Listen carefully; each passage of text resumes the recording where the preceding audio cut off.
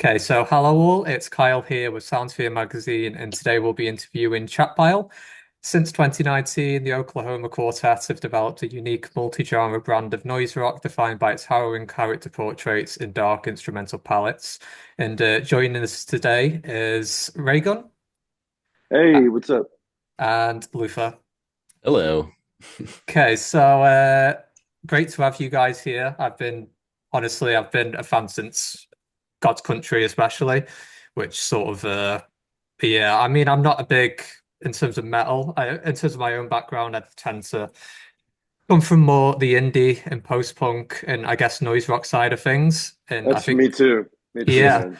but Yeah. that's the thing with you guys, even though at first the textures and the sort of sounds you were going with didn't strike me, with time, it sort of hit because I realized the other things that you were doing, like a song like Pamela, for example, is quite brooding and a lot more sort of gothic. So that was my gateway, and ever since then I've become a bit obsessed, I'm not going to lie. So yeah, pleasure Well, to we kind speak to of you leaned guys. into that stuff on the last album, but yeah, well, thank you though. Yeah, it's yeah, we listen to a lot of different stuff in the band, and we have a broad range of taste and stuff, and Mhm. it's fun to we get most of the metally sound honestly just through like tuning and stuff. A lot of the stuff Mhm. we played, if we were playing it, I mean, obviously there's some riffs that are like obviously very like in Y, that's a very metally riff or whatever, but like a lot of the stuff, if we were playing in standard tuning, would sound a little more indie rock. Honestly, it's just a Mhm. lot of we get a lot of the heaviness from the tuning, and then obviously the subject matter and stuff like that. So and Yeah. but yeah, no, I'm glad that people are getting into it's not just people into just chuggy music who like us and stuff. So Yeah, well, when I go see you guys in Leeds, I'm a bit intimidated by the crowd because I'm not oh no, gonna it'll be lie. fine. I mean, I'm not used to like, you know what I mean? I'm like pits and stuff like that, Yeah. fine, but sort of like with hardcore metal, the heavier side of things tends to be a bit more intimidating. So, There shouldn't be any of the Peter Pan dancing at our show. We'll see, but Yeah, that we doesn't typically happen at our shows. And I'll just be like, "Hey guys, what are we doing here?" yeah. like I'll push have a my mic. like I'll have a yeah. microphone. Fugazi style. So don't worry about it. Just like just mosh. All People are right. usually pretty Yeah, yeah, good about just like doing some push moshing, and that's about it and stuff. There's not a lot of hardcore dancing that happens unless we're at like if you're playing with more hardcore bands, and it's going to be more hardcore crowd. But I mean, I think is that show will be with Hearst Collective as well, so I Hmm. think it'll be a pretty yeah. respectful crowd. I feel Yeah. like probably Yeah. so. Hopefully, yeah, hopefully it'll be too many people, not enough space for that to go on. Just Yeah. some Yeah. Yeah, classic slam dancing or whatever you want to call it, like yeah. yeah. I am definitely if I'm not playing at a show, if I'm watching something, I am a kind of in the back with my arms crossed guy. I hate Yeah. to say, but I used to mosh when I was younger. But I mean, I I'll love fuck to, myself yeah, when up. I was a Yeah. kid, and I can't do it now. I really, as much as I wish I could, I just truly can't do it You've now. gotten in the crowd a couple times during when And performances. it's like a It- dangerous, like, yeah, but Yeah. No, I feel that. I mean, I'm like what, 24 now, but even now I feel, yeah, I still feel yeah. intimidated. Like I feel like I'm old amongst the crowd typically, and that my bones is just sort of going to snap on me. But I You mean, got plenty of years ahead of you, man. yeah, yeah. But I mean, in terms of you guys in general, you seem very, very chill. So I guess the sort of attitude of the crowd typically is reflected within the band itself, and with you guys, uh, again, you are quite chill from what I know. Oh, Uh, cool.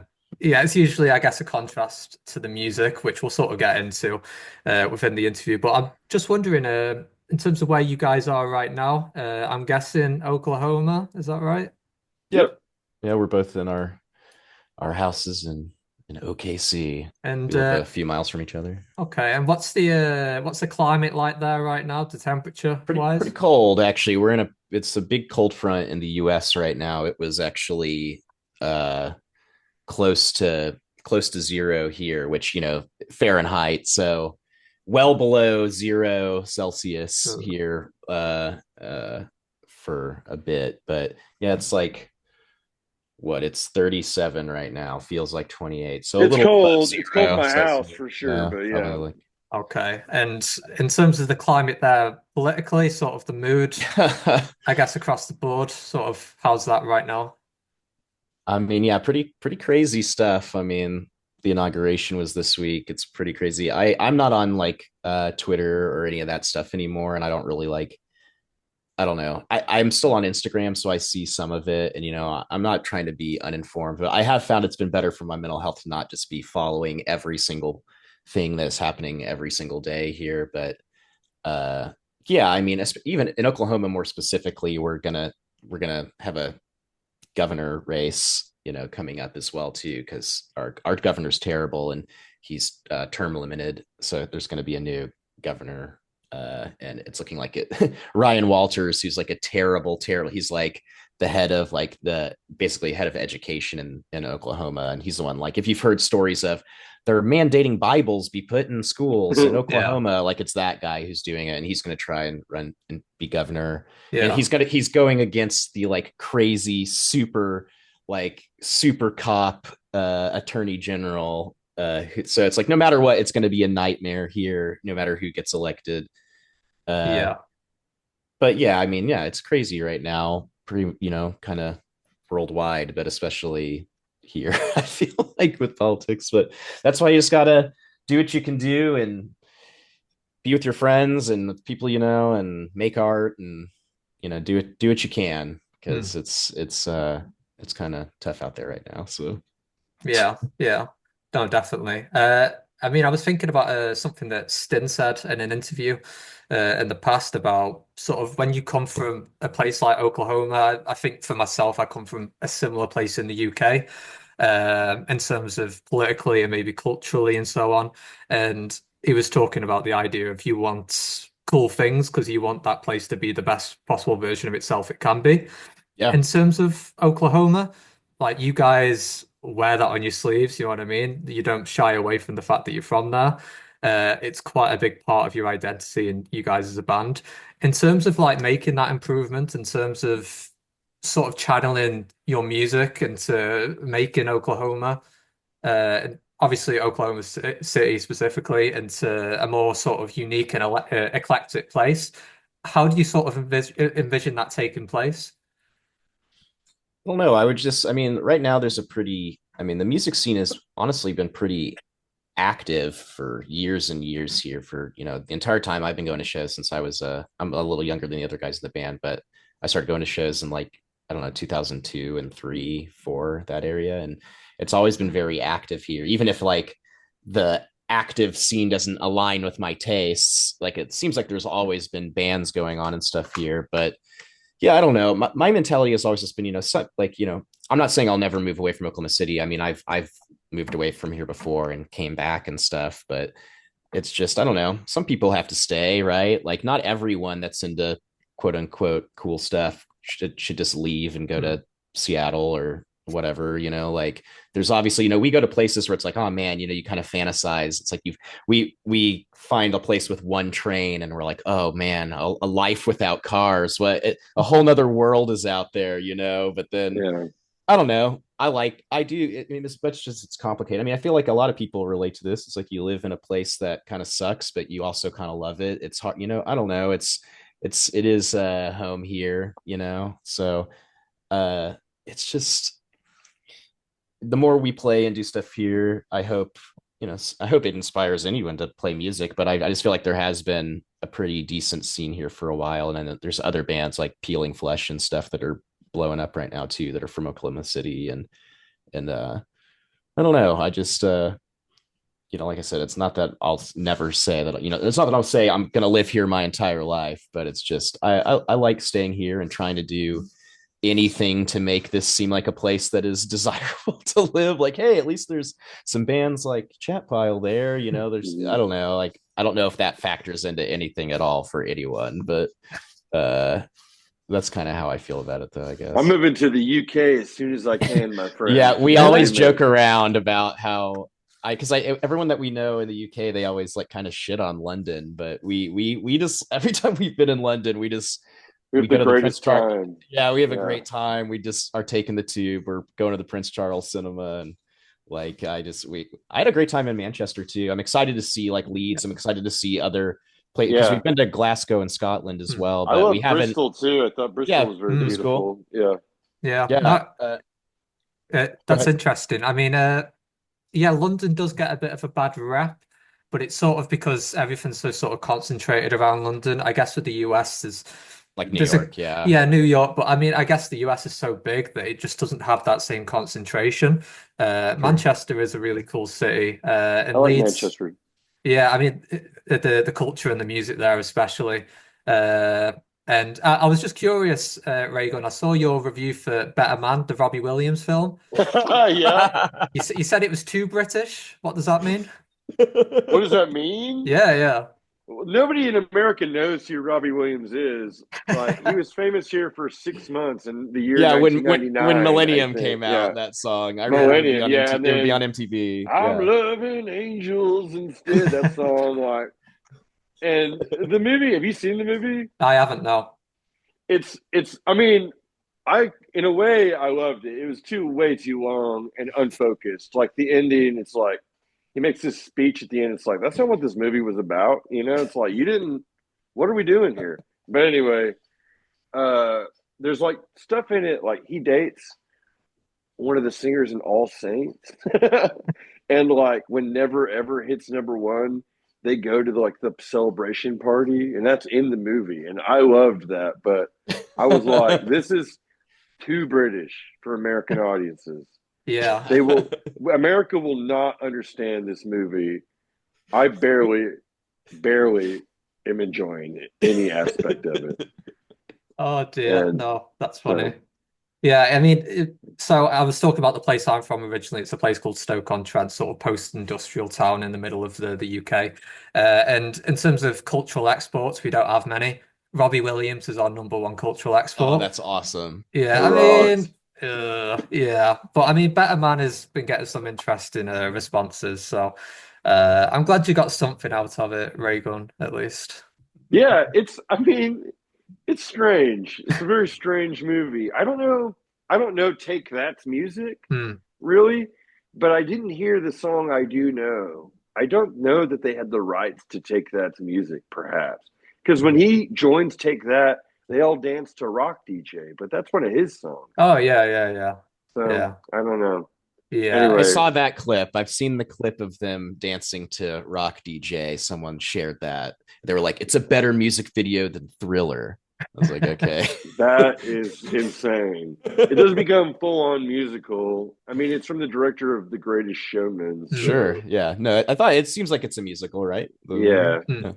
Yeah. But yeah, oh, but in the All Saints scene, Oasis is there too, and he runs into Oasis, and I don't know. Sorry, I didn't want to let that get away from me. As that scene played out, I was like, I would rather watch either an All Saints movie or an Oasis movie Other than than a Robbie Robbie. Williams as a monkey for The two the plus the hours. the Robbie Williams and Oasis lore goes really deep, to be honest. Like They should there's do a whole movie just about that. Man. yeah, I don't yeah, know. yeah. Yeah. No, Have them both be monkeys. The sequel, better Men, and it's about Liam and Robbie. that would be interesting. Yeah. Oh I man. could I could Anyway, actually see it, to be fair, but yeah, I think CGI monkeys and British fading stars are sort of done with after Better Man for sure. In terms of lyrics, I wanted to maybe ask a little. Masks are quite. I mean, it seems I could be wrong on this, but every release you've had so far, other than maybe the Brothers in Christ EP and maybe the second EP that you dropped, is it this Dungeon Earth? Is that Dungeon Arch is the first one, and that didn't have a mask song. But yeah, Remove Your Skin okay? Please has Mask, Yeah, and yeah, then yeah. God's Country has Hmm. The Mask, and then Cool World has Mask with a Yeah. C. And there will be more. We'll I, make I it as confusing as possible. There will be the first mask or like the original mask, stuff it like that. feels like a little like directorial flourish, and I was curious when it comes to masking. I mean, a lot of these songs, it feels like they're thinking not just obviously about physical masking, but like social masking and so on. When yeah. you think of masking, what is it that you typically think of? Do you think of cinema as well? Because there's plenty of great cinema sort of along those lines of social masking and so on. Sure, of course. And also, I think of like Jason wears a mask. You know, Michael Myers wears a mask. The drama masks. You know, the Mask of the Red Death. You know, masks are fucking I don't know. They just work their way into my music and my lyrics and stuff. There's an album for true heads. If you want to search, there's a Higher Lusk album on Tape Gun Records, and there's a song on there called "The Mask" that Hmm. came out 2 years before Chat Pile ever did one note. But I don't know. It's just a word I like, a motif I enjoy, and it has many meanings, as you said: Hmm. societal mask, literal mask, horror mask. Yeah. You know, I and like it can stuff like, be spelled so many different ways. Sorry, Luther Manhole. oh Go yeah, ahead. I just like anything like that where there's like different motifs that are used in songs throughout releases. It's like it is, I like that you use the word directorial just because I don't know, it kind of gives it like a, if you're someone that gets really into our band and you're like listening to all the lyrics and all these different songs and you're like seeing, I don't know, it kind of makes it, it kind of rewards you as a person for like digging into it. You know, it's like when you get into someone's movies or like, or you know, a book series or something, you're like seeing the through lines and stuff, and it's like I don't know, it's cool to have that, have some connection between all the Mm-hmm. material too. And like, you know, because it's not just math, there's some other ones I'm sure some keen fans have found some Hmm.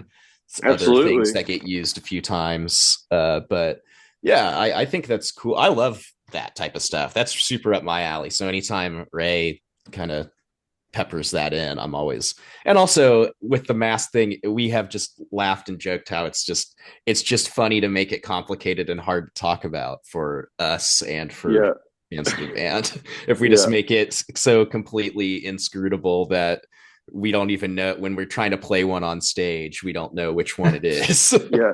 There's definitely a comedy element to it that should not be ignored for Yeah. sure. Yeah. Okay. I feel like a lot of the stuff with the band, that's worth keeping in mind because obviously there is this preconception with the sound, with some of the lyrical themes that you guys are going to be absolute edgelords. Obviously, that's not the case. Although I did want to talk about Grimace just for a little bit. In terms of its depiction of addiction, having sort of grown up around sort of like first, like secondhand experiences of Mm-hmm. seeing addiction, that is probably like one of the most harrowing things I've ever consumed regarding addiction. And it's funny because like when it comes to addiction, obviously, uh, you sort of in terms of seeing other people in that state, it's quite literally impossible to imagine that frame of mind, but it's most terrifying, most of all, for the people going through it. And that's Mm-hmm. what that song does by sort of embodying that perspective. I mean, in terms of that song, in terms of how it came about, in terms of the themes, I guess, across your work, but especially God's Country, is it the case that that's related to maybe first-hand experiences, stuff you saw growing up, perhaps that sort of thing? I was just sort of curious. Well, okay.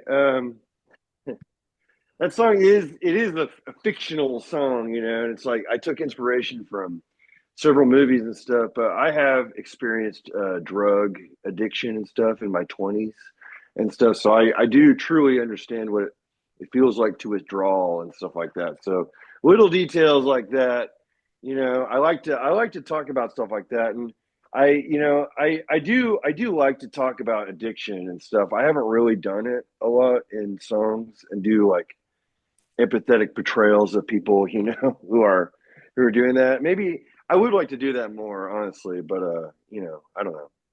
Hmm. So, you know, I have a lot of empathy for people that are going through that kind of stuff because it's rough as hell, you know. It's most people don't make it out, you know, and get to live their lives. So, yeah, addiction is a rough thing Yeah. that a lot of people go through. So, Hmm. Yeah, we both have had issues. I mean, I've been to rehab and stuff, and it's, mm, you know, it's crazy. It's yeah, actually a few days ago was the anniversary of me. I had to drop out of high school and Wow. go to a year-long rehab. Hmm. It was crazy, but yeah, that was 18 years ago, a few days ago. So I smoke weed now, but it has been 18 years since I've done any hard drugs. So, Wow. you know, it is very, I don't know. it is something that I think about a lot, and Hmm. Yeah, a lot of people are on the razor's edge, and I mean, you, especially now with opiates and pills and stuff, it's so easy for quote unquote normal people to just go from getting like hurting their knee and going to the doctor to becoming like a full-blown heroin addict basically, because it's just crazy with prescription, especially in the part of this part of the country and America, especially this all that stuff is insane. So it's, I Yeah. don't know. Yeah, yeah, we should explore some more of that. We have a little bit. I feel like Wicked Puppet Dance kind of touches on that, oh and yeah, I mean it's in there, it's in some other yeah, stuff for we could sure, do but that. Could be cool to explore on the next one too. indeed, yeah. Yeah. I mean, talking about empathy, I was curious. I mean, I'm sort of the attitude that empathy within itself can be a skill. And I think when you sort of define it in those terms, it can feel a bit, it could sort of take away from it because I guess we'd like to believe that empathy is sort of inherent and that we should sort of naturally have it. But that's, for me anyway, that's sort of the purpose of arts and culture, music, film, Yeah, literature, whatever. It's to give you an idea of the other side of other experiences. And in that sense, it can sort of develop your empathy. I mean, would you yes, guys agree with that? Yeah, I yeah, for do. sure. I'm sorry, I was agreeing the whole time you were saying it.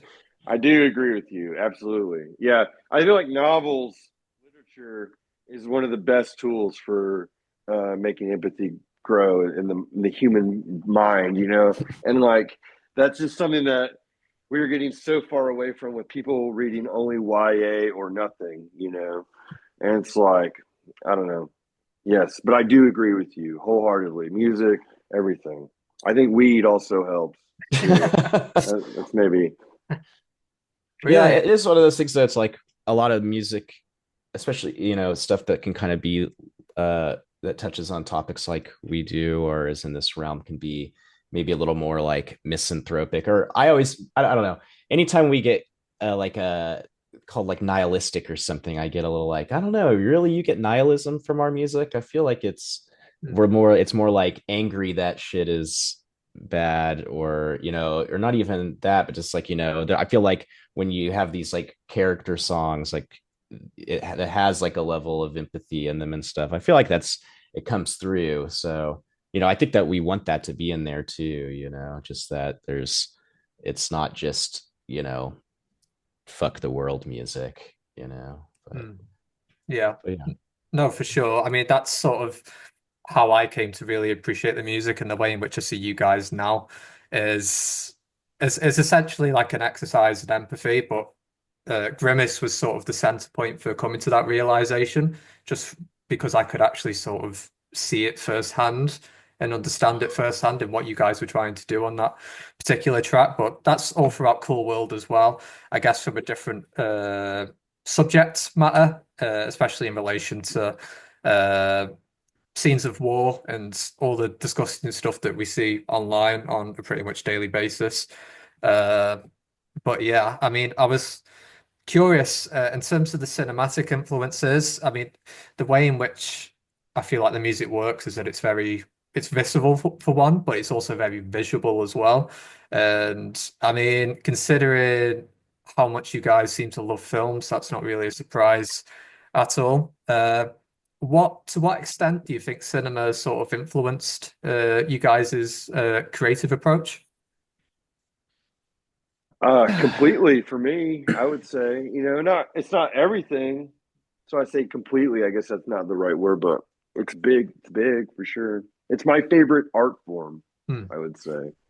Yeah. Yeah, So, it's what we agree on the most in the band, like the four of us, or not necessarily agree on. yeah. It's just like we all more broadly agree with each other with movies than with music. So and it's something that we all, I mean, this our band started out of a bad movie night that we had. It's all that's just also part of what we're interested in. And there's certain aesthetics with that type of stuff that's like you can lean into with Mhm. and that we try to. And even like when we write the instrumentals, it's like, I don't know, sometimes I'll just like for example, something like Pamela, like that was trying, it wasn't like we before the instrumental was written, we wanted to write like a song that was kind of about even like Friday the 13th type stuff, or like but it's like I don't know, it's this when we were writing it, it had like it sounded like being out at the water, like a movie shot out at the water or something to me. It's just like the way that it was very like flowy. And then so it was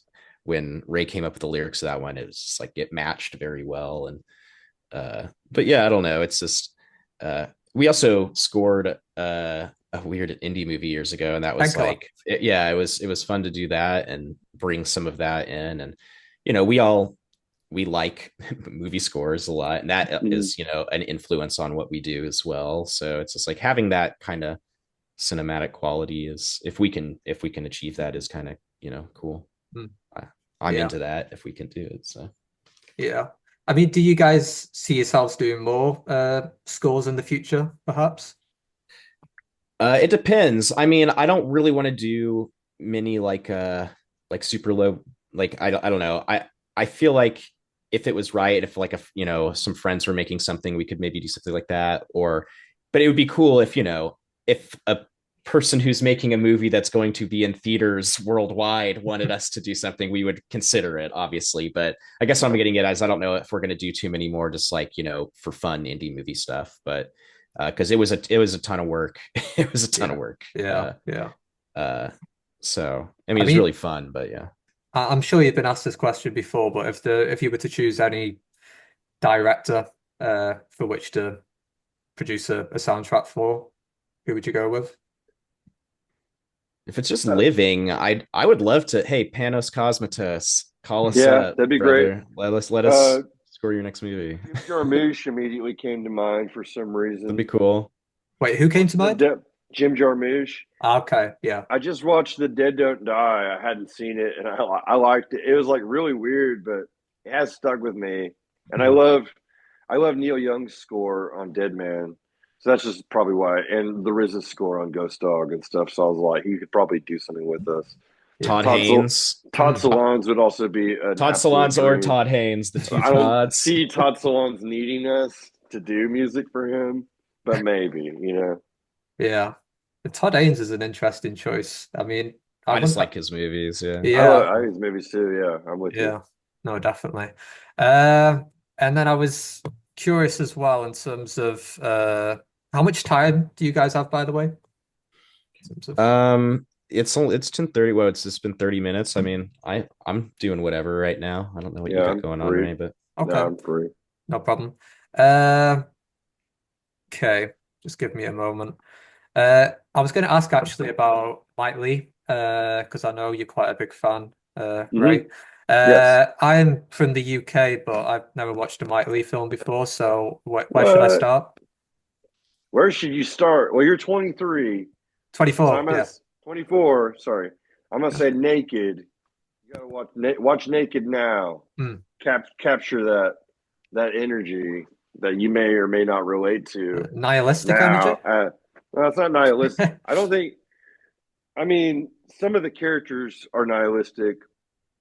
Only one character I think is you could say is nihilistic, but I don't know the Jeremy character. But I I love Naked. I mean, Naked is just like when I was in my early 20s. That was like my favorite movie. I've watched it so many times. I've met a lot of guys that have a similar experience. Where Naked just for some reason David Thewlis in that is just hot fire. Uh, Everyone in the movie is incredible. Everyone. So then after that movie, watch Secrets and Lies, which is now as an adult. Now I was an adult then, but now as like a 40-year-old man, Secrets and Lies is my favorite one. But Naked is the one you should start with because Naked was my favorite when I was your age, Yeah. and they're Okay. both excellent. They are both my two favorites. I Okay. still think Naked is a 5-star, 10 out of 10, best one of the best movies ever. And I know you quite like his new film, is that right? Hard I Truths. love Hard Truths. Marianne Jean Baptiste did not get nominated for Best Actress, yet one more clear indication that the Academy Awards are a complete farce. You know, Hard Truths got no nominations, and her performance in that movie is insane. It's easily my favorite movie of last year, and she's one of the stars of Secrets and Lies too. So Hmm. Okay. uh, definitely watch Secrets and Lies, and then I mean all of his movies are good because he does some period pieces, and Topsy Turvy is really good. Hmm.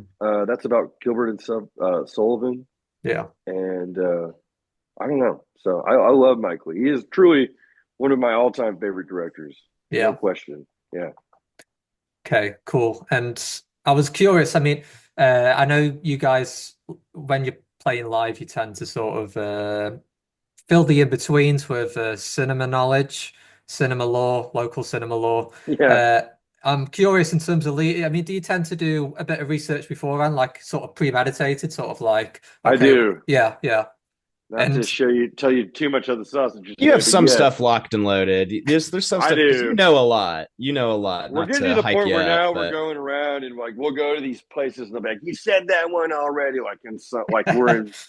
I don't know. it's like, hey, not everyone I was was here getting. last time. Yeah, it's like, hey, not everyone's here. Like Toronto, I was trying to think of like a city that was really giving me a hard time. I was like, I don't remember what I talked about. You remember? I don't remember. So I think in Toronto, next time we go, I'm talking about nothing but Degrassi the whole time. Unremittingly. Yeah. I Just talk mean, about Buffalo movies next time. Talk about Bruce Almighty, the films of Vincent Gallo. Yeah, you know what I like about Toronto? It's close to Buffalo, New Buffalo. York. Yeah, it's just a Yeah, hop, yeah. skip away from the Woo! great Yeah. city of Buffalo. I love Toronto. I'm not trying Yeah, to I actually do. make I like Toronto. Toronto Yeah, too. yeah. okay. But yeah. I mean, in terms of Yorkshire, have you done any research yet in terms of Leeds? Nope, I haven't. I'll do it on the day we get there, my friend. On the day. Wow. Last minute reviser. That's well, it won't be fresh in my mind. You know, what are the key leads movies? You tell me right Uh, now. I don't actually know, to be fair. I mean, All right. in terms of Yorkshire, in terms of cinema, a lot of stuff, I guess, historically has come from Sheffield. So Freds, which is a BBC film about nuclear war set in Sheffield. Uh, it's usually compared to Come and See in terms of how harrowing it is. Yeah, I've seen it. I've seen Yeah. Threads. Yeah, Yeah. yeah. I still haven't seen it, but Four Lions as well, which is a comedy, Really, which is really scary. Oh, Four Lions. Okay, okay. yeah. Yeah, Four Lions is a classic. And then there's a film actually called this is quite relevant to you guys. It's called God's Own Country, because Yorkshire is known sort of colloquially, I don't even know what I'm saying, as God's Own Country within the UK. And I haven't seen it myself, but it's meant to be a really good film. And obviously, God's Country, you guys. Yeah. So yeah, maybe check that one out. Oh yeah. But yeah, and then in terms of carrying on with the questions, letterbox. I mean, you guys have talked about social media, how sort of horrible it can be, and that's becoming more present on a day-to-day basis, pretty much. But letterbox, I mean, would you say letterbox is included in that? Is it a little bit on the safer side? Is it okay, or I think since there's not like DMing and stuff, it's nice. And I mean, there's a lot of terrible reviews that make me mad, but that's just like fake mad. Like who fucking cares, you know? Yeah. Like it's like I get actually mad on you know, Instagram or Hmm. like Twitter, Facebook. I mean, I haven't had Facebook or Twitter in years now, but I don't know. Yeah, I like Letterbox. I just write my little, you know, one sentence bullshit. I like it more as just as a way to remember what I've seen and stuff, Hmm. honestly, more than anything. And just it's fun to kind of journal it, you know, because I just use the diary function on there where, you know, so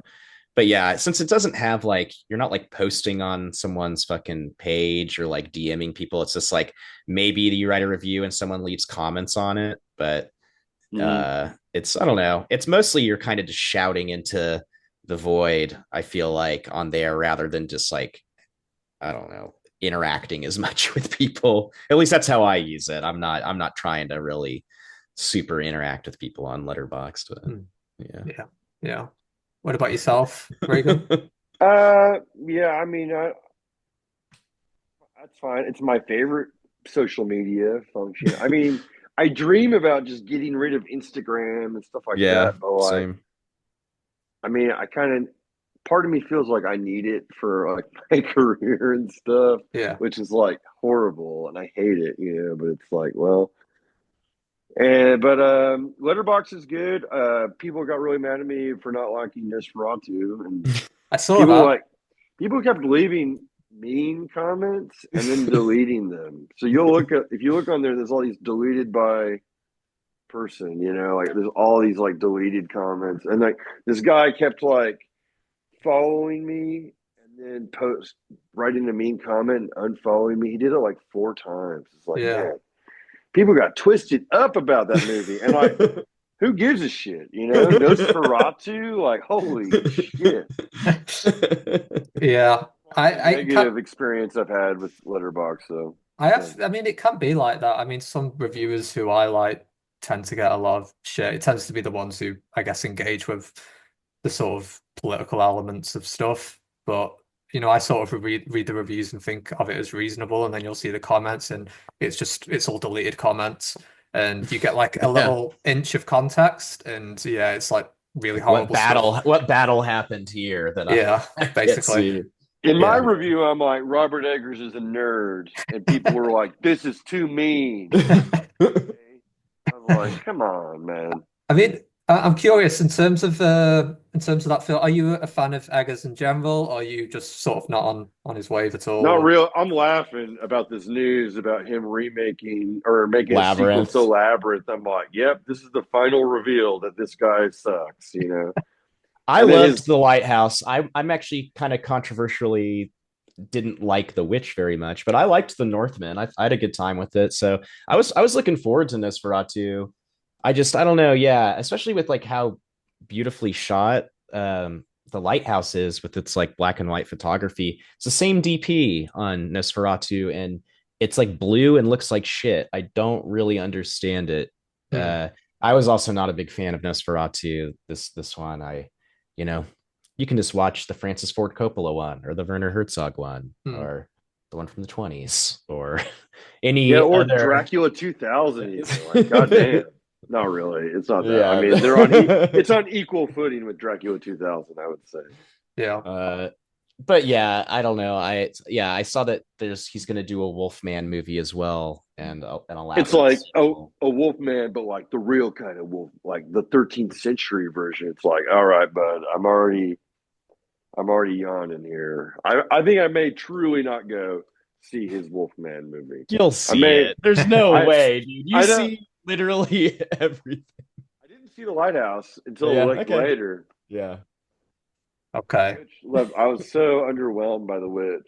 Yeah. Really? That was my first film I watched by him, and I loved it, honestly, that sort of idea Yeah. of heightened horror. But ever since then, it's sort of gradually been going down. And Mhm. Nosferatu, I thought was okay, but it wasn't sort of what I would have hoped it would be. I'd sort of prefer to watch the OG one. I don't think Yeah. Herzog's version isn't my personal favorite, but it's got a bit more character to it. So yeah, What do you but think about Bram Stoker's Dracula, the you Francis know, Ford Coppola one? you know what? I've never Oh, engaged with any Dracula uh media other than Nosferatu ever.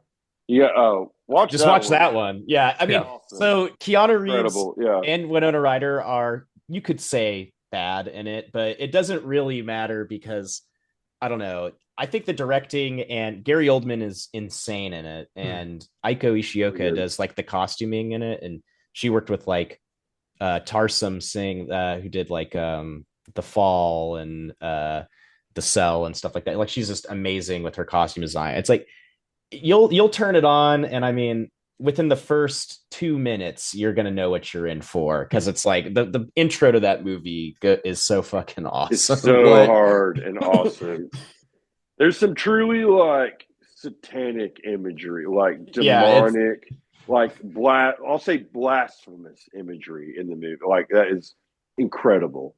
Like it's so good, dude. I mean, you definitely check it out. Watch it. It's so good. it's a Okay. lot of fun Yeah. too because it is very crazy because it's Francis Ford Coppola and yeah, it's pretty nuts. Keanu Reeves, he is insane in it. His performance, he's doing a British accent, and it's gonna be one of the worst British accents you've ever heard, That's saying a lot. an American do. So I mean, But it's pretty bad, it's still but Keanu, it's great.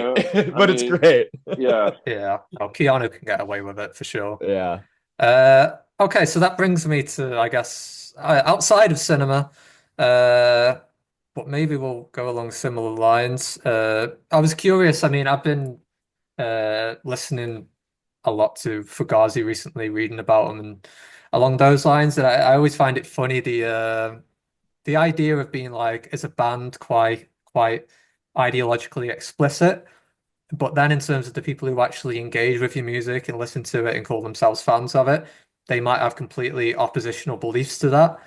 Have you guys sort of experienced that yourselves? And if so, sort of what's your take on it? What's your reaction? I mean, maybe a little bit. I feel like we are pretty explicit. I feel like, I mean, there's still some people that are like, yeah, psycho murder music or whatever, Hmm. but like, We I get that feel like less and less, though, less and too. less as, Yeah. yeah, we go on. I feel like, I don't know if you are, I mean, because I know there's situations where it's like you listen to Rage Against the Machine and there's like right wing people who are relating to it. And it's like, it feels very explicitly leftist and stuff like that type of stuff, but still people can get it twisted, but that's also, I mean, I guess it just shows even when you're insanely explicit, death of the author is real and people are just going to take what they want to take out of anything. But yeah, we haven't had too much of like having to deal with people like completely misunderstanding something or just like I haven't seen any like, Nazis at the show or whatever. Like I just feel like our if you hear a song like Why, it would be if you're the chuds made themselves known, with stuff like that. They can't help themselves but Yeah. but tell on themselves. So I don't know. We haven't seen too much of it though, I feel like. Yeah. But uh Okay. it just depends. I'm sure it's also just, you only interact with a narrow Hmm. slice of your fan base ever too. I mean, we're online, but especially since I don't have a Twitter or anything, it's harder for me to see any chat pile discourse if there is any. So Yeah. uh but yeah, mostly when we meet fans at shows, everyone seems very nice and like crowds have been really diverse, which is awesome. Like it's not just a bunch of white dudes at every show. So I don't know. It's been cool. I feel like the type of stuff that we talk about in our music just, I don't know, it attracts kind of like-minded people, at least somewhat, and different types of people too. People that you don't have to necessarily be from Oklahoma to have some of these feelings of Hmm. despair about what's going on and where you live, and complicated feelings about stuff like that where you live and stuff. So Yeah. yeah, I think it's kind of, hopefully it is explicit to the point where Hmm. it's hard for people to take some sort of the whatever wrong message there could be or whatever. But Yeah. No, it's definitely explicit, but it's never, I guess, naive or too simplistic. It always feels well thought out and well articulated as well. So, which is quite a difficult balance to get, I think, when it comes to writing political material. But I guess you don't really go into songs necessarily thinking, I want to make this, I want to make a political song. You sort of just speaking from something a bit deeper within, I guess. So. Uh, I'm curious in terms of Cool Worlds. Obviously, in terms of direction, you guys went a bit more, I guess, straight would maybe be the way of putting it. It's more the song structures are a little bit more concise. In terms of the riffs, they're a lot more sort of straightforward and rocking. In terms of future work, where do you guys see yourselves going down? Because I've listened to a bit of your solo work, Ray, and it's very, very different, obviously, to the stuff that you do with Chatpile. And Hmm. I'm curious, like, are you in the future thinking about experimenting with different genres and ideas, or is it the case of sort of elaborating the lane that you're in already?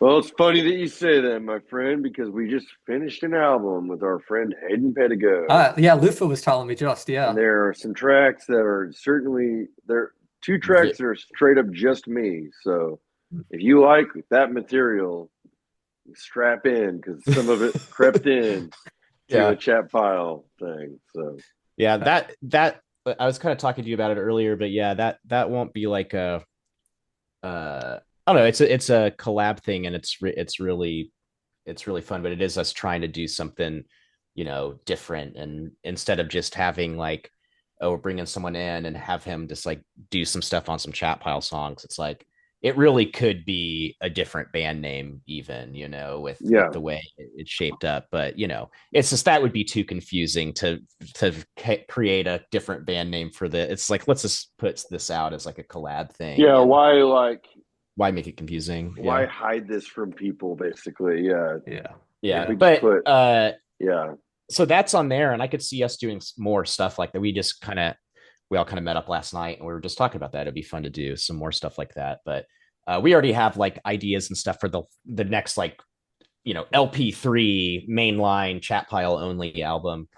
And I know like Stin and I have been talking about we want to we were saying more evil for the next one is where our heads are kind of at. I want to kind of like I think because you said this that last time too. yeah, Honestly. well I actually do think this album Cool World in general is, well, while it's more melodic, I just think like structurally it is more, because we did want to do that. We wanted it to lean into more hooks, and because we thought that's like a strong suit of ours. But I actually do think like just like riff for riff, there's more like heavy moments on, and some of the heaviest moments in our discography on Cool World. But I don't necessarily mean heavy on this one. I think like we ended up on Cool World going a bit like, especially with like the type of melodic passages I was writing, it was kind of leaning into the gothy stuff and a little more ethereal with that. And I think on this, I found a tuning I want to use that is like, well, it's like it's a weird tuning, but I want to transpose it down to our super low version. So I don't even know what it actually will be. I'll have to mess around with it, but it's like this diminished open thing, and I'd like to write some stuff in that. And we've had some ideas, kind of just to start with for instrumental stuff, because there's stuff that we wanted to work on that kind of just didn't make it, and we already had enough material for Cool World. It's like, oh, we had a few ideas that just kind of we didn't have time, and those will definitely be indulged. At least a couple of those were actually kind of shaped into this thing that we did with Hayden. So but yeah, it'll be basically at the end of this year, I'm sure throughout this year when we have some spare time, but that, and then yeah, towards the end of this year, once we're done touring for the year, we'll probably buckle in and try and just write another full length. So but yeah, people can look forward to a, who knows when the one with Hayden will come out. That's just, it's a thing that we did for fun, and I think it's really good. It's like I think people, if I'll just say, when people hear it, know that there will be more traditional chat pile music as well coming. We're doing all the stuff we want to do. There's no rules. You can make whatever you want to make. So Yeah, it's kind of like our sadcore album, the one with Hayden. It's like there's one song that is traditional chat pile, yeah. in the middle of it that I think will satisfy. But we'll see. Yeah. Well, I can't But wait to hear yeah, it. more evil on the next one. That's what I would Interesting. like to do. And I know we've joked around about how like we've done the progression from like dungeon, skin, what country, and then Cool World. It's going from like country to world, that we'll have to do something in like space next time. Ocean's available too. Yeah, ocean, yeah. Sky too. Yeah. Well, Whatever that means. But yeah, I don't know. We're not usually that conceptual this far out. It's usually just we start writing stuff, and then I know, Ray, you'll get some ideas for maybe some topics you want to hit. But yeah, but who knows? Well, that'll take shape over the next year or so. So yeah. Cool. Well, in terms of my final question, it's a question we usually ask within the magazine. And you could sort of answer it however you'd like, on whatever level you'd like. But I mean, obviously, you guys came into doing what you're doing now later on than most. I think you said in an interview before, Raygun, something along the lines of, "I've already lived a life before doing chat pile." And it makes me curious, like, how is it that you guys would define success? What is it that you want to get out of the band? What effect do you want to have? And sort of, yeah, I mean, I guess most straightforwardly, how would you guys define success on your own terms? I think, I don't know, for me, at least at the beginning, it's just this is the first band that I've actually ever had any true released material. Like everyone else in the band had, like I've been in bands my whole life, but it's like everything fizzles out. You know, you play a couple shows and we just like never record anything actually. And I've just never been able to make it happen, never been able to make it happen on my own. And you know, music as a career was never the goal for me. That was never even a possibility. So like I've already basically achieved any, like, you know, I've played overseas, I've put a, you know, vinyl record out, I've played, you know, cool shows and so it's just it's kind of crazy that it has even happened. And so I mean but when we started, it's just, I don't know, for me, just success was just making a piece of music that I thought was good, you know, like that was what it's all, it's the fun part, the whole thing that we did it because it's fun, you know, to hang out with your friends and sit in our little space and smoke weed and write weird songs and make each other laugh and stuff. And then we, you know, we put out these EPs and weirdly people liked them and stuff, even though we're just like four dudes from Oklahoma City. And yeah, so it's like success, it's like, I don't know, it's I feel like, yeah, by a lot of measures we're a pretty successful band right now, you know, but it's like uh even then, now being seeing like the side of it, seeing how like little money is in this, it's like I feel like people probably think we're rich now or something, which it's like we're still like on an indie label and mostly doing stuff, our, you know, recording ourselves, doing it all DIY. Like I don't know, man, it's success is just, I don't know if it's about money. I don't think that's the thing you're ever going to find with this path, unless it's Yeah. Unless you're like one of the biggest artists in the world or something. But yeah, Art success should never be about money, though. Yeah, I agree. It's, I mean, it's just, we live in a, you know, we live in a society, so it's just Well, like, yeah, we're really blessed that we get to make money off of our art, but we've been making art before we made without it, money off of yeah, it, and we would absolutely. if we didn't make money off of it. And it really would be the same. I mean, the way we write these records, we wrote God or Cool World the same way we wrote God's Country, the same way we wrote the EPs, which is just getting together and jamming at Stin's house and writing it the same way. You know, we're not really thinking about, oh, are people going to like this or like that? Like, you know, really it's mainly the difference has just been like honing stuff and just getting more experience doing it. You know, when we did Cool World, it's like we wanted to lean into kind of like the catchiness of stuff, or like be snappier, just because we're like, oh, I see that is a strength of ours. We're good when we do that. So it's like that is a fun thing to indulge. It's more stuff like that. So yeah, I mean, it's just, I don't know. Success to me is just if you're making stuff and if you're finding fulfillment in what you're doing, that's success to me. Just because like if you're coming at it from the angle of I'm only successful in this if I'm playing these shows or I'm making money or something, it's just like that's a fool's errand. This is also fleeting. Like it's just like, I mean, it's cool for us right now, but you know, who knows how long this will last. So it's just, I don't know. Whenever we put our record out on vinyl, that was like already like all of, you know, anything I could have imagined ever before this band. Yeah, you know, hell like, yeah. so Yeah. Well, that's a really good answer. And it's also fleeting is also a very good quote. So, well, oh, yeah. But yeah, I mean, thank you guys. This has been really great. And yeah, I appreciate the time and also the answers. It's been really interesting chatting. What are you guys up to for the rest of today? today is my wife's birthday. Oh, It's happy my birthday. girlfriend's birthday. Yeah, Wow. I forgot. Yes, both of our partners have the same birthday. They are a year apart. But yeah. So actually, yeah, we're meeting up tonight, aren't we? I I heard think. tell we were convening tonight Yeah, after I we think ate our I think respective our dinners. two Yeah. couples, yeah, will be hanging out a little bit tonight. But yeah, she's off work today, so after this, I actually have another chat pile interview at like 1, but other than that, just going to be hanging out at the house. We're kind of, this is the last, we go on tour again in like 2.5 weeks, so this is the last little bit of home time, and then we'll be gone for, you know, 3 weeks to a month again. So Yeah. because we're about to start up a big you know, alternating being home and on tour pretty much, you know, every 3 weeks until July, basically coming up. Well, So this is going to be the longest amount of time you'll have been in Europe, is that right? yeah, we'll be Yeah. there for Oh like a whole yeah. month, basically. Yeah. So Because yeah, And we're yeah, starting in Roadburn and doing all the UK stuff, and then all all the mainland Europe stuff, and I know then we we're were talking flying about it last back. night.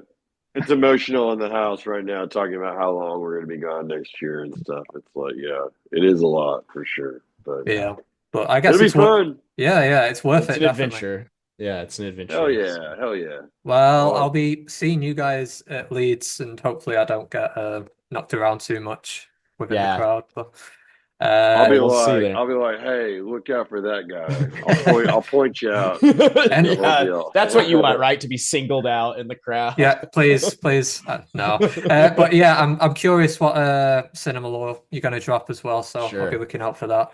All right. But yeah, thank you guys, and happy birthday to both of your partners as well. Yeah. Well, thank you. Thank you. Appreciate it. No Yeah, I'll problem. talk to you later. But yeah, all the best.